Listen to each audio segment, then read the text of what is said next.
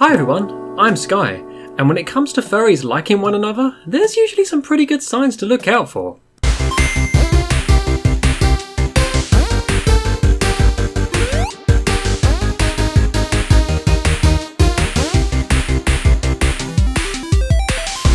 Okay, so conversations.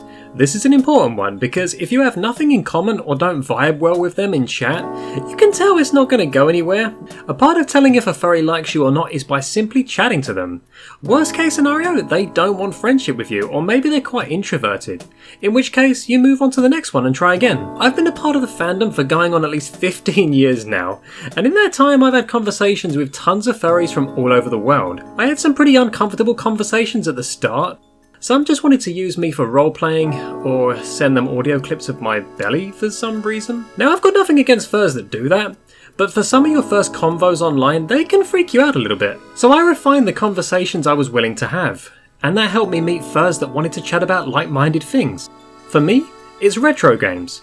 I love the Nintendo 64, as some of you may know by now.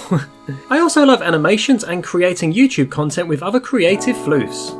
So I think first identifying what your own interests are might be a good start before chatting with other furs or pretty much anyone on the internet, because at least you've got a decent starting point then. Another good starting point is knowing how to talk to others. So I've had so many conversations starting with hi. I've got nothing against this starting message, as we've all got to learn how to communicate somewhere, but from my own experience, I find 90% of the time these messages are just hi, how are you? I'm good, how are you? I'm fine. And that's pretty much it. A week later, it might be the same. It's boring. And you're not likely to befriend a fur like that. And I know some of you might be like, well, what if I'm in the 10% category and I'm more than the basic how are you conversation? And the truth is, you might be right. You might be right. However, most furs, including myself nowadays, aren't comfortable taking that chance anymore. In one of my last videos, I discussed my worst creepy DMs, and most of them unfortunately started with hi.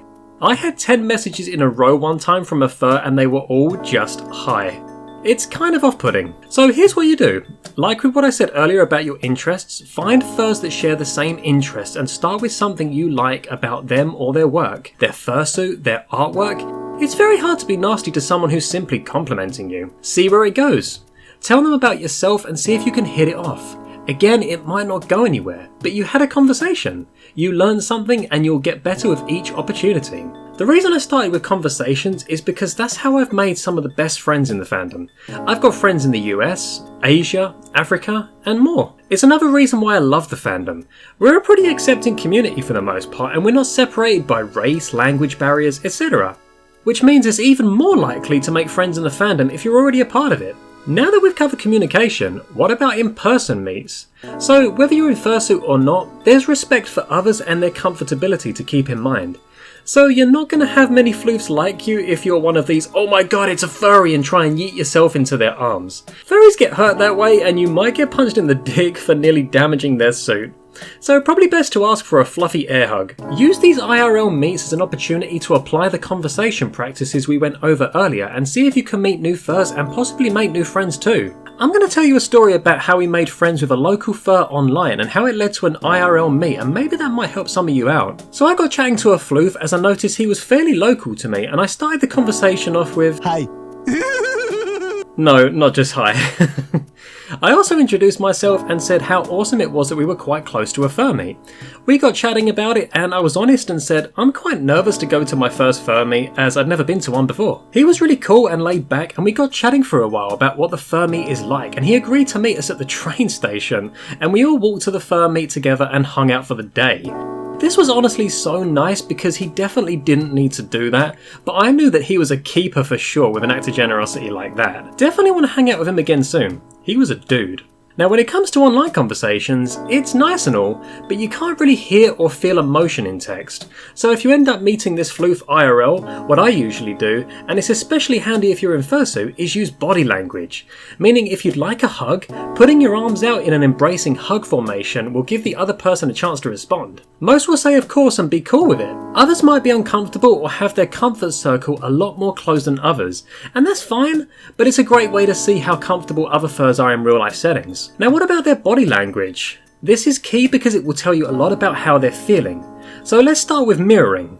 Mirroring is where a person basically is facing you head on. They might copy your tone of voice and enthusiasm for the topic you're talking about. Their facial expressions will say a lot about it too, like for example, if they're smiling. Obviously, if they're in fursuit, the chances are they're always smiling, so you'll have to rely on how they sound mostly. The next good sign to look out for is if they're asking you questions. This is a sign that they're potentially interested and want to learn more about you or whatever it is you may be talking about. Check their eye contact too. If they keep looking away, they might be anxious or disinterested. But if they're focused on you, then you have their attention. Another good sign, if not an even more important good sign, is if they're emotionally attentive. Meaning that if it started to rain outside and your fursuit isn't designed for the rain and you need to get inside, they might help by putting something over your fursuit head and joining you indoors so that your head doesn't become damaged. In my opinion, this is showing a caring nature that puts you above the role of a stranger. So what about how physically close to stand in front of one another? We're going a long way down the rabbit hole now, geez.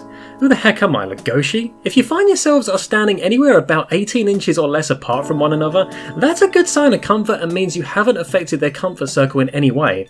Unless they're well endowed, in which case that's a whole different level of comfort and size. This is also known as proxemics, and if they don't want you in their comfort circle, you'll probably know about it, as they'll more likely be a bit standoffish or take the odd step backwards. This is a subtle way of saying, you're too close to me buddy, you need to back up a bit. So as time moves on and hopefully you get on and decide to meet them again, you'll start to pick up on how much they like you for a couple of key factors.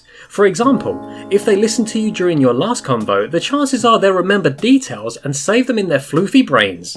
It could be basic details like your favourite food. In my case, I think half the fandom knows what that is by now. Also, if they meet you again, they actually want to spend some time with you again to begin with, so definitely take that as a good sign at least. And also, this one may seem odd, but jealousy can also be a sign they like you too. As long as it doesn't go too far, of course, and become a problem or some sort of desire to control what you do. But if they get a bit jealous of you spending time with other floofies, then it must mean that they have good feelings for you. I mean, if you think about what jealousy is, it's wanting to be or have something better than somebody else has.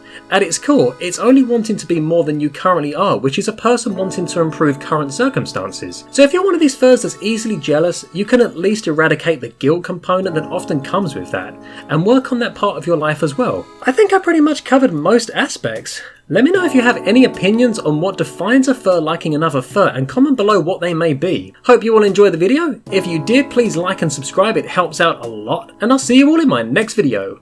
See ya!